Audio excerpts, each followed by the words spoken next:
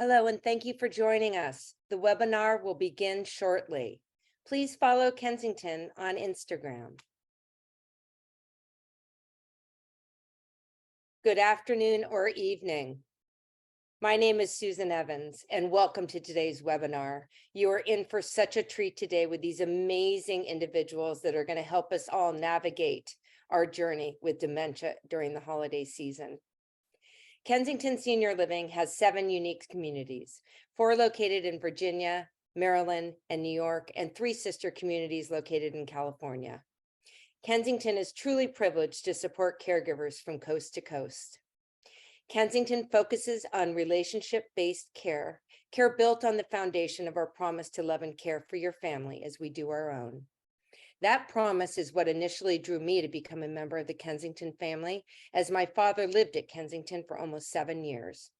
It is programs such as the one you are attending now that are so important for those of us walking through a caregiver journey, to hear from expert professionals on keeping us current with the latest advances in care, management, and treatment of conditions that affect seniors and their families. If you're new to the Zoom platform, the presentation is in webinar format. This means your cameras and microphones will remain off and muted through the presentation. We will have a live Q&A at the end if time permits. Each of our attendees today will be receiving a recording of this webinar, along to links to connect you with the Institute on Aging, the Alzheimer's Association, and Tara Hoffman. Please share with friends and family. With my pleasure, I would like to introduce our first presenter of the program today. Allison, can you please join us? Hi, everybody. It's great to see you, Susan, and I'm so happy that everyone's here. My name is Allison Moritz. I'm with the Institute on Aging. I have over 10 years of experience with working with individuals living with dementia, as well as their care partners, whether that's a spouse, neighbor, adult child, and through facilitating support groups, developing specified programming in folks' homes, as well as day programs and facilities. It's just an honor to be able to share some of the knowledge that I've gained over the years with you to help navigate this tricky and special time that we call the holidays. So thank you all for having me. Thank you, Allison. And I must add that the questions that our presenters are going to be answering today in a roundtable format are questions from you, are questions from registration. So if you have any additional questions, please put them in the Q&A and we will try to get to those. Next, please join me in welcoming Vanessa. Hi, everyone. Happy to be here today. My name is Vanessa Souza. I am a worker in community engagement in the Alzheimer's Association. I'm also a licensed clinical social worker. And before coming to the Alzheimer's Association, I worked in residential care facilities for the elderly and adult daycare as an administrator and a social worker. I've been in the field of aging since 2008. So very honored to be here today and to chat with you all. We're lucky. And Erwin, can you join us? Hi, everyone. My name is Erwin Garcia. I also work at Institute on Aging with Allison, and I have been in the healthcare field for almost 13 years. My background is in nursing, and I'm also a certified dementia practitioner. And it is wonderful to be here, as I mentioned, and to be sharing with you all the knowledge that I have acquired throughout those years. My specialty in nursing is neurodegenerative diseases with a primary focus in dementia. So again, glad to be here. Oh, thank you for joining us. And Tara, can you please join us? And Tara is Positive Approach Care trained, certified, the TIPA SNO. So the experts you have on this panel, it's incredible. Hi, everybody. Thank you, Susan. So glad to be here with all these wonderful colleagues. And I'm a care manager, which in essence means I help people with their spouses or their parents or their children who have brain change, any kind of brain change, either age in place in their homes. And that means looking at the environment, looking at the care needs, looking at what support I can provide for the family, or move to independent assisted living and memory care communities. And as Susan mentioned, I'm trained a certified consultant in Teepa Snow's positive approach to care, which really looks at the strengths that are still in all of us, people with brain change and those in the whole care team. So it's looking at what is still there and what is rather than what is not there, and finding joy in the moment.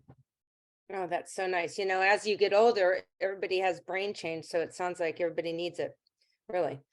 And last but not least, Mia, please join us. And I'm so excited that Mia's here today because I have a special heart for what she does. And she's going to tell us all about the friendship line. Good afternoon. Thank you, Susan. I'm very honored to be here. My name is Mia Grigg. I'm the Vice President of Integrated Care Services at the Institute of Aging, and I oversee our PACE programs, our psychology, and the friendship line. I'm a licensed marriage and family therapist, and for those of you who are not familiar with the friendship line, we're a 24-hour warm line and crisis line for older adults, people with disabilities, and caregivers. We have done a lot of work over the last few years, understanding that the pandemic took a lot of resources away from people, particularly affecting those who were homebound and did not have the same access. So it became an equity issue. Friendship Line really had an opportunity to get in a lot of more people's homes and support not only family and people dealing with dementias and cognitive issues, but also caregivers dealing with frustration and burnout and really not knowing where to turn and not having the same resources that they had. We were also so lucky to be able to partner with UCSF and Humana to study the friendship line over the past 2 years and found a significant decline across anxiety, depression, and loneliness across those we served. And very excited to be part of this discussion today and to share ways that we can support families during this time. You know, that's really a lifeline because the 24/7 aspect of it, you just never know when you're at your breaking point or when you need direction on what to do. Because none of us as caregivers, I cared for my mother now and cared for my dad with Alzheimer's. No one has like a book. It's like raising a child. No one has a book on what to do when, because everybody's different. And so I just think that the friendship line is something everybody should look into and be involved in and also support. And it's so well, isolating, as you said. Sorry to interrupt. No, It's just so isolating being the family member, taking care of somebody that you lose your other contacts, you lose your other supports, you stop reaching out to friends, you stop asking for help. And, you know, sometimes just to talk to someone, whether it's 2 a.m, and not have to explain why you didn't call them back or any of that, you know, we know it's hard. And so this is just another option, another, you know, place to turn when you really need to talk to someone. we all talk about that everybody needs a team behind them as a caregiver, and the friendship line can be a part of your team. Let's go ahead. I just love the friendship line. I wish I'd known about it. Let's go ahead and start with Erwin. If I decide to take my loved one who has dementia on a flight, what sort of preparations can I do to make travel seamless? Seamless is the word here that Yeah, you know, challenging. Susan, that's a great question. But for me, it really depends on your loved one's diagnosis of dementia. If it's early onset, then yes, there are preparations one can take before a flight. However, if dementia has progressed past the mid stage, I would definitely not recommend on taking them to a flight.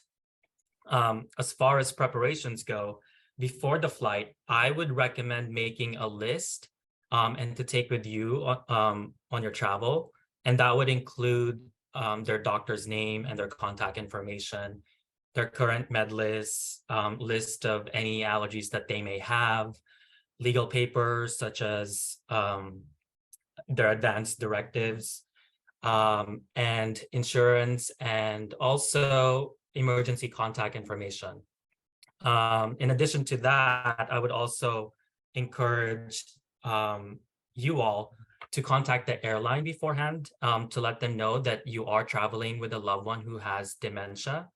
And I would even go as far as when you get to your departure gate to pull aside one of the airline agents to let them know that, again, you're traveling with a loved one who has dementia. Beforehand, you can also go to alz.org to print out a companion card in advance that says my companion has dementia and may need extra help or patience to give out if you don't feel comfortable pulling aside any airline agent, that you can just give them that companion card. It also doesn't hurt to have an anti-anxiety medication on hand, but make sure you consult with your doctor to see if that's definitely okay and to inform you of your air travel plans.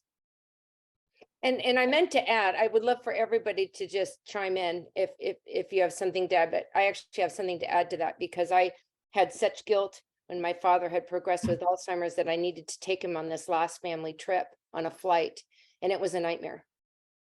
And I did it because I felt guilty, but and I let the flight attendants and everybody know he had no patience, and he got up to use the restroom when the seatbelt sign was on. And so I agree with what Erwin said, but does anyone have anything to add?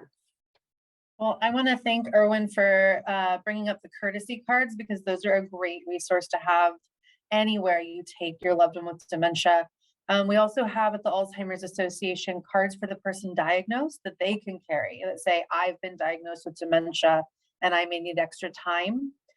So depending on how they feel about having that, it might be useful for them to have as well, just to help navigate some of that. And I think, the hard thing with any travel, but especially air travel, is that it's not just the flight, it's getting through the airport, it's getting through security, it's all, and then the flight, and then when you have to get your baggage and get out of the airport at your final destination. So if you are going to choose to fly together, I would also call the airport ahead of time and get in touch with their access department. Every airport will have someone who is responsible for accessibility, and some airports have special programs. So like the San Jose airport, for example, has the yellow lanyard program, the sunflower lanyard program, where they'll give you a lanyard to wear that indicates that you have an invisible disability. And that will alert all of the staff at that airport. So not all airports participate in that, but they'll all have some sort of accommodation that they can explain to you.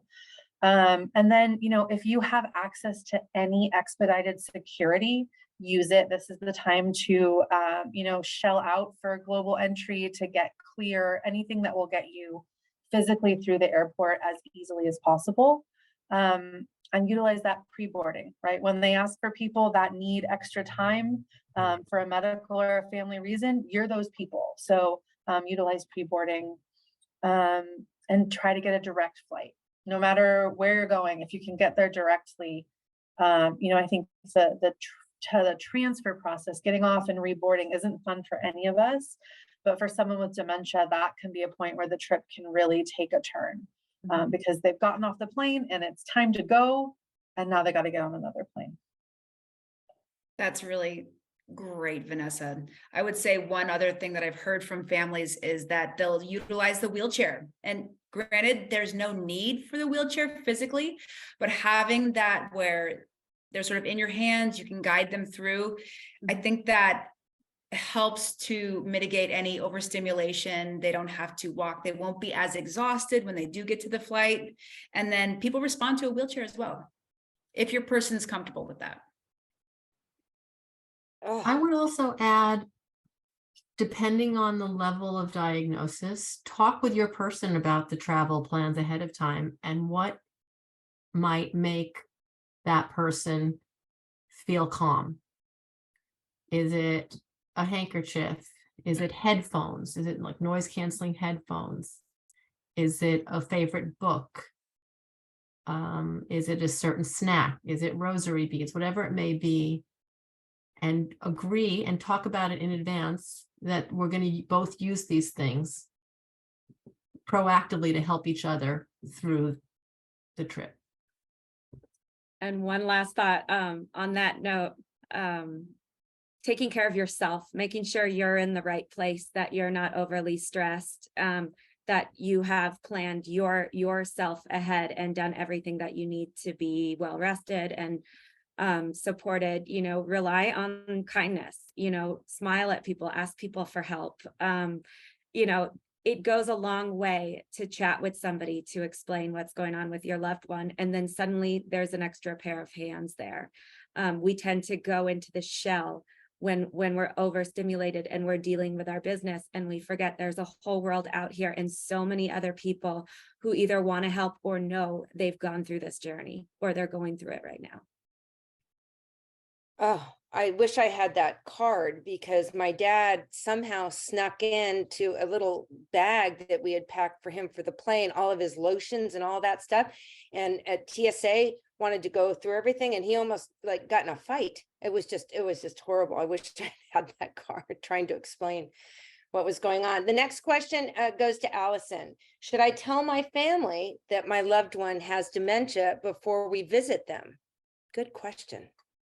Yes, this goes for all times of year, but especially at holidays when we gather. Everyone's journey in explaining and letting everyone know that they have a diagnosis is their own. That's personal. It's absolutely up to the individual and their care team. However, I always tend to err on the side of yes, tell them. Let people know, give them the benefit of the doubt. Your voice, you gotta lean So in. There you go. doubt, people will want to help and know, but don't just tell them that they're living with a diagnosis.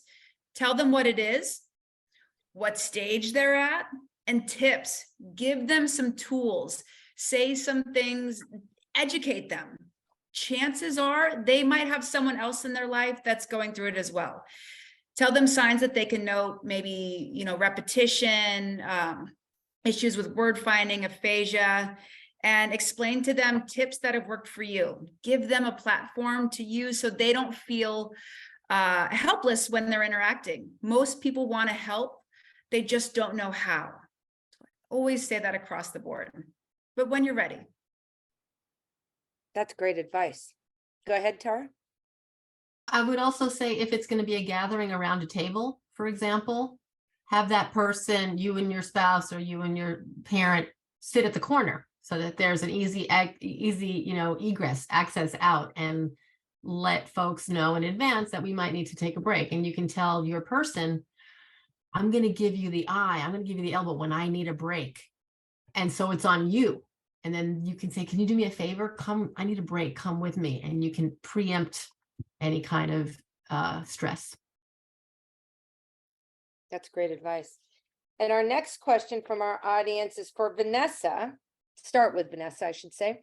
Our family has decided it's best if my loved one with dementia doesn't travel with us this year. I will go see them another day, but I feel so guilty. Am I doing the right thing? Thanks, Susan. Yeah, I think that's a natural consequence of the decision to maybe not do the airport thing and do the flight or do the long drive, right? Is that sometimes you're going to spend the holiday, the actual day, separate from your loved one. I know that guilt is a thing that we all feel as human beings, and especially as caregivers. We never are going to feel like we've done everything exactly the right way. But I'm giving you permission to let go of that guilt if you have it, and to focus not on the calendar date, but on the purpose of the interaction, right? The purpose of the celebration. So if it's your loved one's birthday, or it's Christmas, or it's New Year's, or it's Hanukkah, what is the emotion of that celebration? And are you going to be able to bring that to them better and more presently on a different day?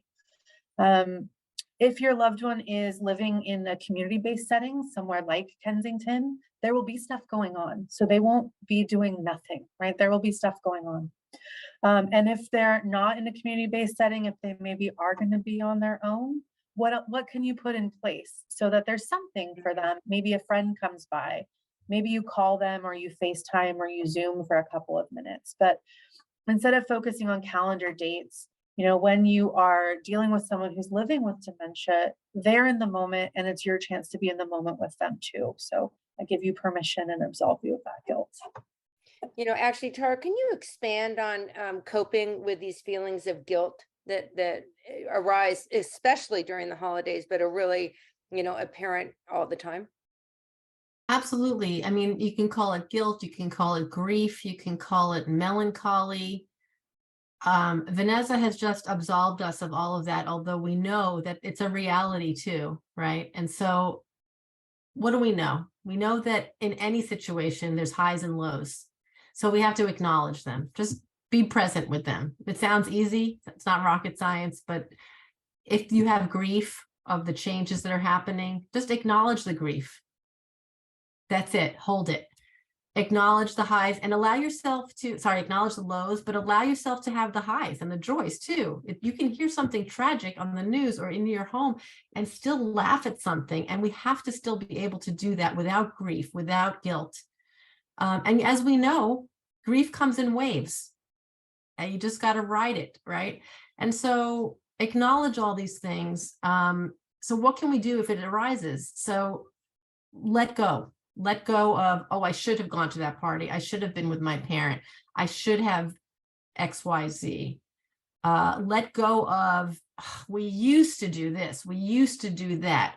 Put that all in the past. Be very present. Let go of your expectations of somebody. When somebody has brain change, you don't know what you're going to get. It depends, of course, on the scale. So if you're going to let go of all those woulda, shoulda, coulda, then what can we bring? What can we hold on to? So accept our feelings, allow ourselves to have those feelings, acknowledge, hopefully we're not alone. Sometimes we feel one-on-one, we're the only ones dealing with this, but who is your circle of support? And I always like to pull this out. Can you see this? So put yourself in the middle.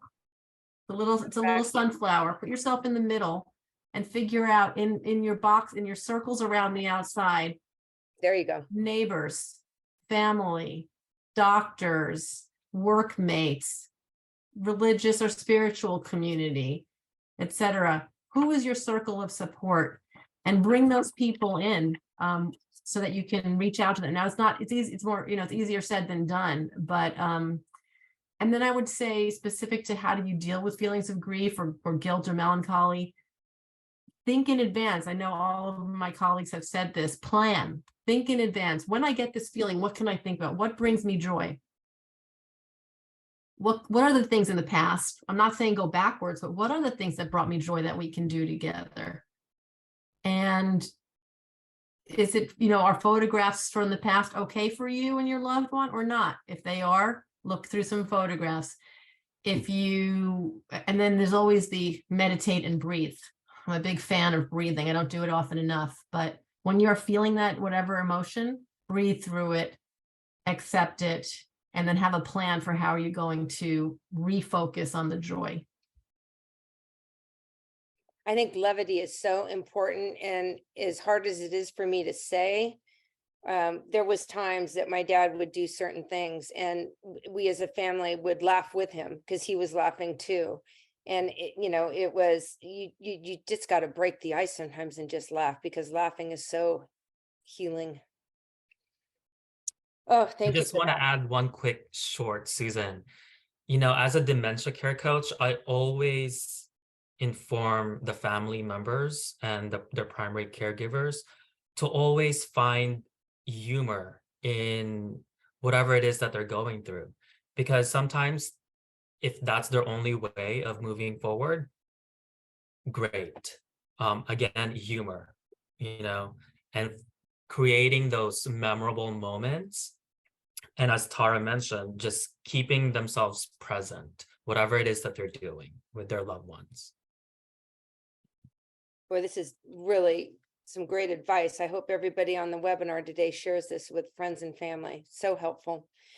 Mia, how to deal when being judged by others about how your family's handling the holidays with a loved one with dementia? That's a big one. Absolutely. That is kind of goes to the last question as well, like that guilt. Like sometimes we get in our way a lot. and that judgment starts to mean a whole lot more than it needs to mean. Get your circle together, get your supports together. You know, sometimes it's about talking to the person that you feel judged by, and sometimes it's about like, where are your wagons? Circle your wagons, take care of yourself, take care of your family. You know, we all feel that we could do better in hard situations. We all continue to learn. Those of you on this webinar are here because you want to continue to learn and do the best by your loved one. We're all there. So very similar to the guilt question is about being in your moment, in your presence, in your reality, and not letting that judgment or possibly perceived judgment get to you. We really find that venting is a very, very important tool to take care of ourselves. That's something that the friendship line is kind of an expert in, is it's vent to me, get it out, talk about it, talk about the person who's, you know, who's bothering you. Oftentimes we have answers. We know what's best for our loved one. We definitely learn techniques, but we have this relationship that's much different than an outside person. And so we do have to take it with a grain of salt and know that if we're doing best by our loved ones, if we're educating ourselves and finding the best tools and tricks, you know, what others think we should be doing kind of goes way down on the list of priorities. I love the word perceived judgment. I mean, I'm sure all of you have seen it, but I definitely witnessed it. It was really hard not to be angry when you felt judged by, you know, you're not walking in my shoes right now, and I'm doing the best I can, barely getting one foot in front of the other. Anything to add on that? I love perceived judgment. That's great. Yeah, I want to add, we've all gotten unsolicited advice. And I think just to sort of channel the duck. I know that sounds silly, but sort of, you think of a duck on the pond, above, it sort of slicks water off. Underneath the water, it might be paddling furiously, but above, you keep your calm, don't feed into it, and don't get wet. The duck doesn't get wet. Let it go. Yeah. Water off a duck. Heard that. Erwin, I am planning on hosting a holiday party with family and friends. What holiday safety tips could I tell them since they're going to be around my loved one who has dementia? Another great question. You know, first and foremost, what I would recommend is prepare your visitors. And this can be challenging because sometimes you have family members and friends that you haven't seen in a while.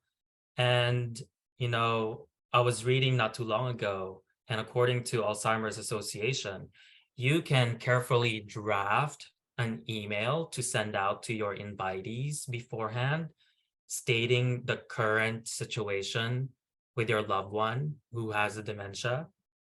And, you know, the emails can include, please understand that, we'll just use John in this case. John may not remember who you are, and that may confuse you with someone else. And that, you know, please don't feel offended if that happens. He or she appreciates you being here. That's the first thing that I would do. And as a suggestion, instead of doing large gatherings, I would also plan on just the smaller ones, if possible, because when you have a large gathering, you can create an atmosphere of confusion for your loved one who has a dementia. Smaller gatherings, it will give you more of like a control and allow you to keep an eye on your loved one and how he or she may react. And instead of like holding an evening event, you might also want to consider having a brunch instead of an evening event. And this will help lessen if they do have sundowning. Can you explain to the audience a little bit about sundowning?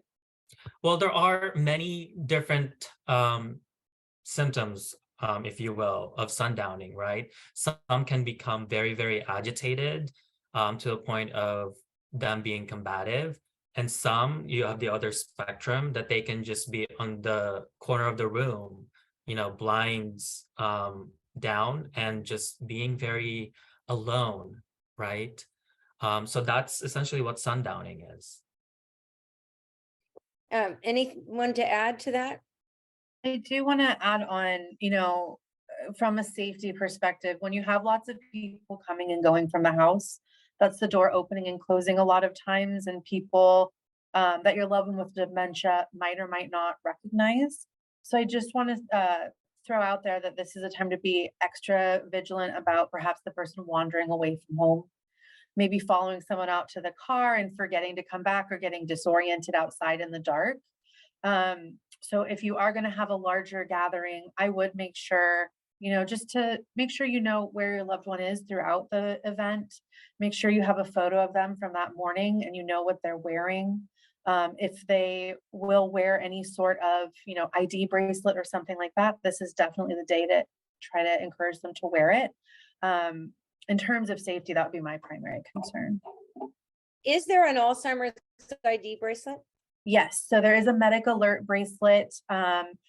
There is, sort of your general medical alert bracelet, and then there is also the Safe Return Alzheimer's Association bracelet, which comes with a registration where you can put some important information about the person.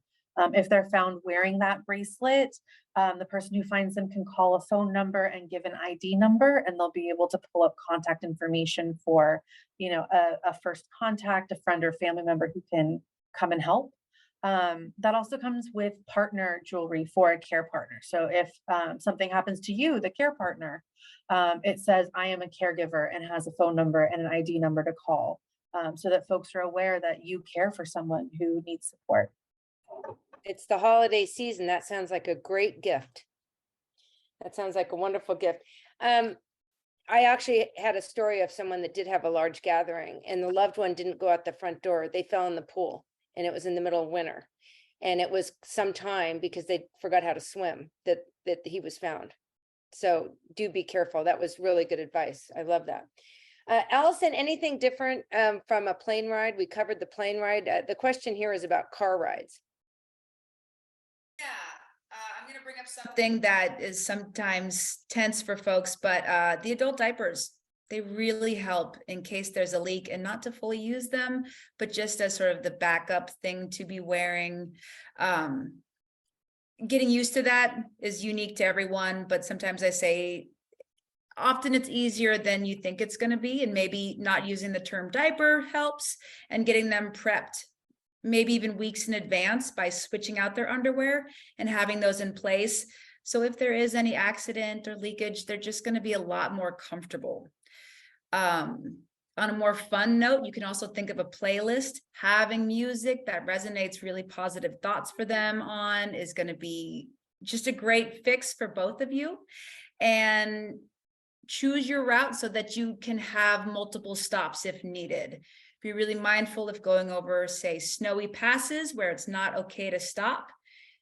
Maybe take the longer route if that's necessary, so that you could stretch your legs, get out of the car. And yeah. It's good advice. I always tried to get from A to B as quickly as possible, but I think sometimes taking a longer route with more frequent stops is a better strategy. Vanessa, this is about the holiday season and buying a loved one with dementia a gift. I think you just covered that. But if they aren't pursuing any of their old hobbies anymore, and they're having a hard time learning new things, what sort of gifts would be appropriate for someone with dementia? Well, as you said, Susan, I think a medical alert bracelet is a lovely gift for both halves of a care partner team. But also, I think it's really important to think about the senses, the sensory experience of the person with dementia, and the relationship that you have with them. So maybe if it's someone who is more progressed in their dementia, clothes or a blanket or some nice socks that are really cozy and help them feel safe and warm. And they might not remember you when they're wearing them, but you'll know that you provided that for them and you gave them that cozy sense. As Allison just said, people respond to music at all stages of brain change or cognitive impairment. So make them a playlist, or maybe go together to experience some music live. I think experiential gifts are wonderful for all people, but especially for folks with dementia, because that's something that's happening in the moment. Something I've seen go over really well is getting like some sort of simple craft kit or activity to do and then doing it together, right? So then you have that experience with them. That's a great idea. Any other suggestions? Okay, Tara, my spouse gets overwhelmed easily this time of year. How can we avoid stress and still try to enjoy the season? This is a good question for all of us, isn't it? I mean, for all of us. Yeah. We and Vanessa just gave a lot of great examples. And as Mia, Erwin, and Allison said earlier, plan ahead. So if your spouse or parent gets stressed, clearly that's going to affect us, right? It's going to affect you. And so depending on the level of brain change, again, because each person is different, I'll start out with mild cognitive impairment. Talk to your person. There's agency, there's empowerment, there's engagement there. What can we do instead? Make a list, write it out, print it out in big letters. And I would start with your values. You know, what do we value? Forget it, you know, it's holidays, chaos, stress. Let's talk about what we value. Family, one-on-one time, grandkids, music, the scent of pine trees, hanging the ornaments on the tree, lighting the candles.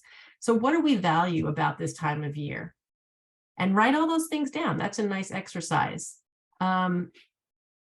Decide what you don't want to do together. This is also a thing that you can do depending on the level, again, how advanced it is. You can do this on your own. What don't we want to do? We don't want to go to crowded places. We're going to say no to all the invitations. We're not going to host the family, or if we do host family, my partner is going to sit in the den.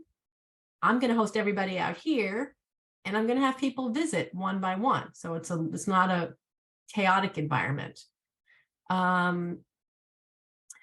Pets are really wonderful too. If you have a pet, or even if you don't have a pet, some shelters will allow you to kind of adopt a pet for the holidays, and that's a huge comfort for many people.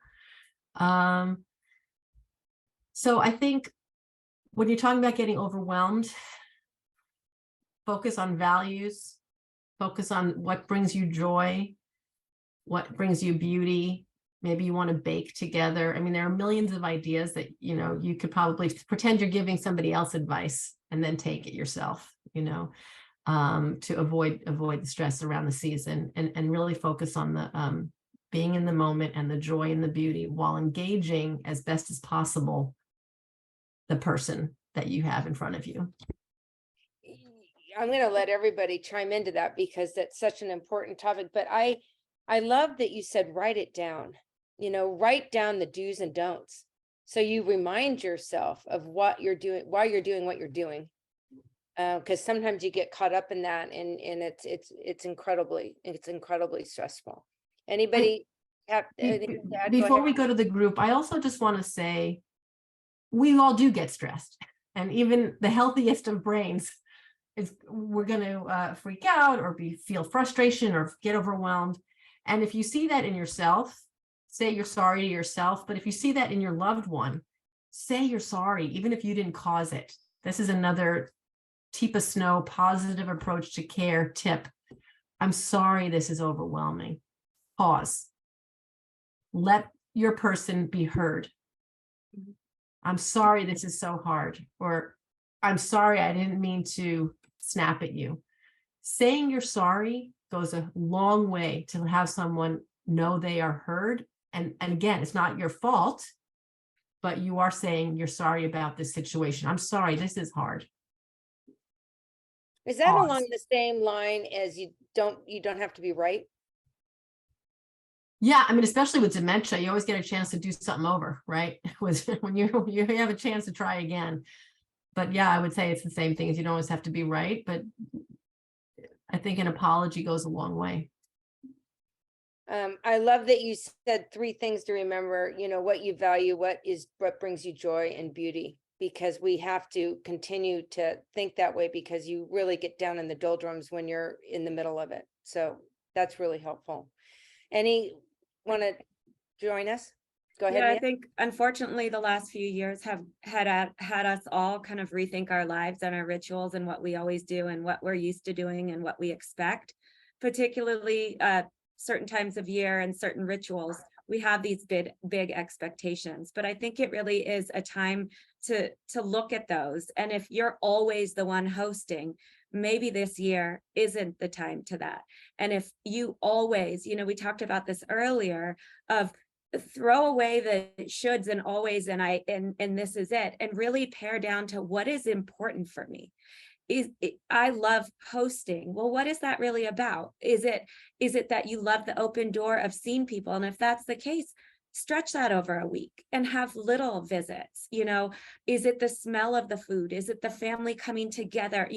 Really try to identify what it is around this time of year that's important to you, and move forward with that. Give yourself a little bit of a break to not have to do what you've always done. Your world is different. Your loved one's world is different. It is an opportunity to, as we all said, be in the present and to make new rituals and to just be there in that moment and do what feels good and do what is right. And when things get overwhelming and when you or your loved one start having a hard time, there's your little red light signal to back off. And hopefully you have those things around you that keep you safe and comfortable, those places to vent, those people to lean on. But we don't have to do things, and let's change that narrative. Yeah, and I would add, if you choose not to do things, when you look at your priorities and you make your choices about what you want to do with your holiday season, you don't owe anyone an explanation as to why you made the changes that you did. I think that goes back to what Mia was saying earlier about feeling defensive or feeling judged, but you don't owe anyone a true explanation as to why you declined this party and went to that one. And I think we do get stuck in the pressure of expectation. But there's the perfect Miss Manners answer, which is just, I'm sorry, it won't be possible. And to our audience today, you can email any one of us if you have that, and we will give you permission to walk away. Promise. Mia, I have to ask you this, but are there any experiences that you've witnessed with the friendship line that are that kind of call out to you as some of the most rewarding conversations or highlights of the friendship line? A lot of the people we talk to on the friendship line don't have this robust community and support. And I'm just so grateful to be part of this community and this webinar, because it shows that everyone here loves and cares and is so invested. A lot of the folks we work with on the friendship line don't have that robust support. They might have 1 or 2 people in their lives, but they don't have these resources. So they're really calling in, and we get a lot of people who will tell us, you are my family. We have a lot of people who they say that when something good happens and when something bad happens, the first thing they do is pick up the call and call the friendship line. Like we have become family to people.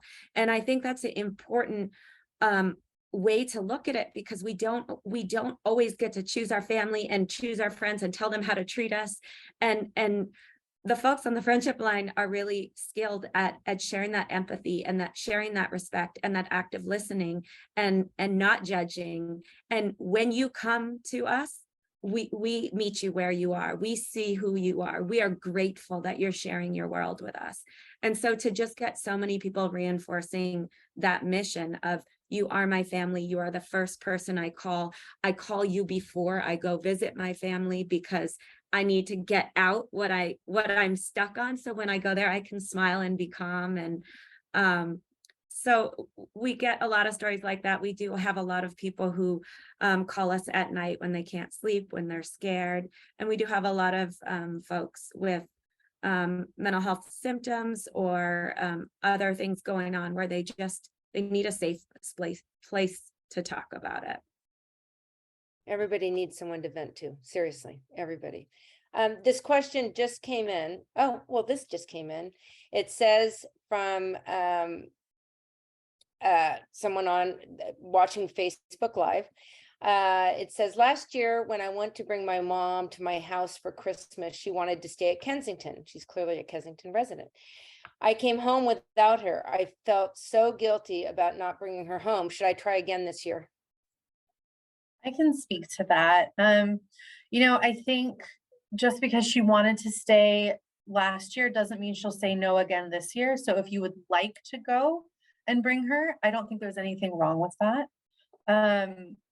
But it is possible that she will say no again. Sometimes people do resist leaving the place where they're comfortable to go to any different place, even if it's something that might be fun, like a party at your house. So if you feel up to inviting her and you feel up to handling the rejection again, if she does want to stay at Kensington, it's okay to ask, I would say. But her answer last year will probably have very little bearing on her answer this year because the time frame is so large. I'm sure that she doesn't remember that interaction that you had last year. That's I think great. it's also important how you phrase the question and how you bring the conversation up as well. Sharing the opportunity, assuring safety, that you've thought about things that your loved one might be concerned about, and also, posing it as, this is something that we can do together. We tend to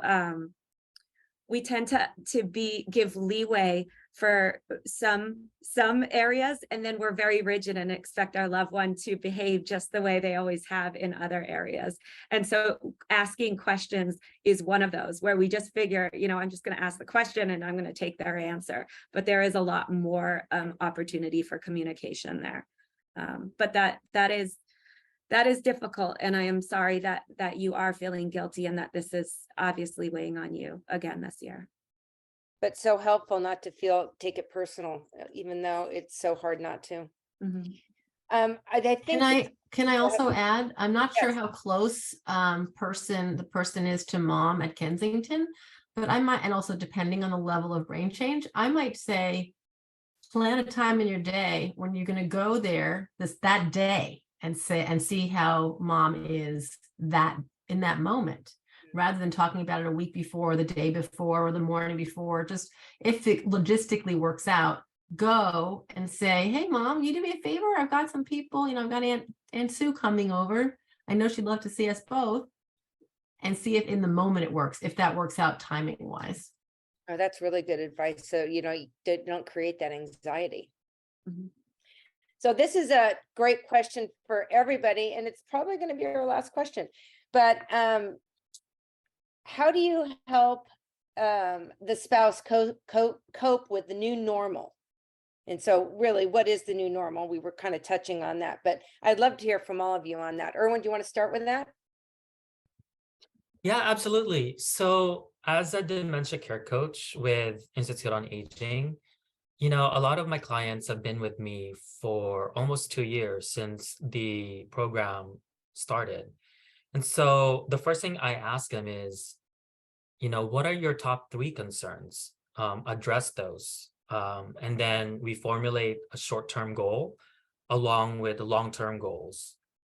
And so at times when I go to their homes and make an in-home assessment, I always try to listen to how they communicate with their loved ones who has dementia. And I go from there because almost always I could tell already what the dynamics are, particularly if they're saying a lot of, do you remember this, mom or dad? Do you remember this? And so I just write it down, make a mental note, and I address those. And so part of being a dementia care coach is really kind of doing a lot of non-pharmacological approach, right? In terms of, giving them suggestions on how to communicate, and refraining from such phrases. And so, when I see the family members and the primary caregivers, really practice what I've, suggested to them. Whenever they're feeling, sad about their loved one's current condition, I always remind them that think of where you were 2 years ago versus now, and how you change the way you communicate with your loved ones. It's really night and day. And so I try to really give them a lot of encouragement that you are in a much better place from way before. That's so great because you have to look forward. I mean, you can't live life in the rearview mirror, but you need to understand, what you've accomplished as well. Mhm. That's encouraging. Mia? I would, again, I talk about a lot of self-care and taking care of yourself before you take care of your loved one, or while you're taking care of your loved one, and being able to define that new normal. Take it in stride, be aware of what your self-talk is, be aware of what people around you are inferring and asking for, and, seek help, talk about it. Don't think that you want to do this alone. It is not something that we want to take on our alone. So really seek out opportunities to collaborate, to ask, to learn, to get support, to get reprieve when you need it, respite when you need it. But again, it is also about redefining what normal is. Yes, things are changing. Things are always changing. Think of yourself, as Erwin said, as you've grown and changed. And so embracing the little moments, starting to live in the moment a little bit more, be a little more present. These are things that we get pushed into when we're in the middle of the scenario. We're dealing with grief and guilt. But it is also what wellness people around the world teach, is how do you be present in that moment? So I would really say, there's a lot of expertise on this call, and a lot of great resources, and utilize them all, and utilize them before you need them. Go investigate that for yourself. Make a list for when you're in that boat for your loved ones. It can't come soon enough. And really what we do is we wait till we're in crisis, and then we try to find the support. I love what Tara said about writing it down. I actually wrote that down. I wrote it down. But what do you all think? And Allison, you can go next, but about journaling. I think journaling's wonderful. Anything, just like Mia said, that involves self-care is an excellent tool, because at the end of the day, the beast of burden essentially is on the caregiver. I always harken back to that beautiful prayer of, grant me the wisdom to know what I could change, know what I can't change. You all know it, and the, discernment to know the difference. We as caregivers, it's on our shoulders to enter their world. It's on us to make the modifications to take care of ourselves, to put in that work, to take inventory of what we can and cannot do.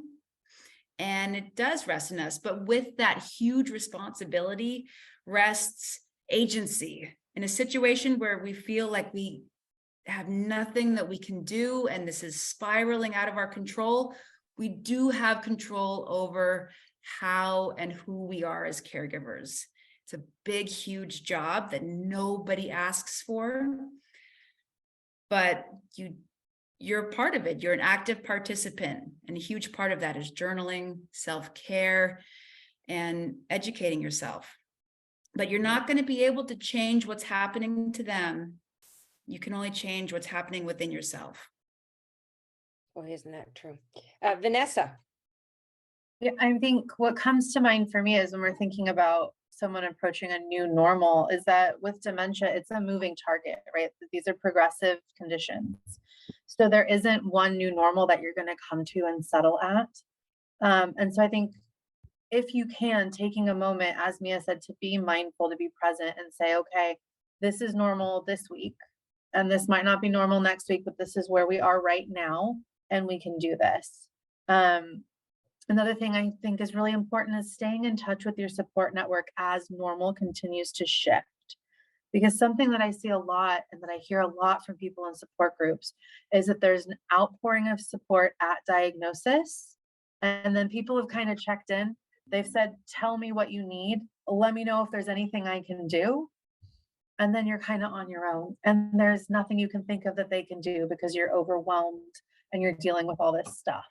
So as you know, as you approach normality, as you start to normalize these things for yourselves, check back in with those people, with your people, and say, hey, you said anything that you could do. What I really need is for you to pick up my grocery order on Thursday at 7 and take it to my house. Make those specific asks and reach out to those folks. And if you're listening to this and you're a support person for a caregiver, if you're not caregiving yourself, but you're the support system that's a little further out, check in on your caregivers and give them specific offers. Tell them you'll get their groceries. Tell them you will take their loved one out for a couple of hours to do an activity. Self-care and caring for others is wonderful, but sometimes I think we get hung up on the idea of it and we don't get into the specific actionable things we can do. So do them for each other. There's that pen again, make a list. I think it's brilliant. And Tara.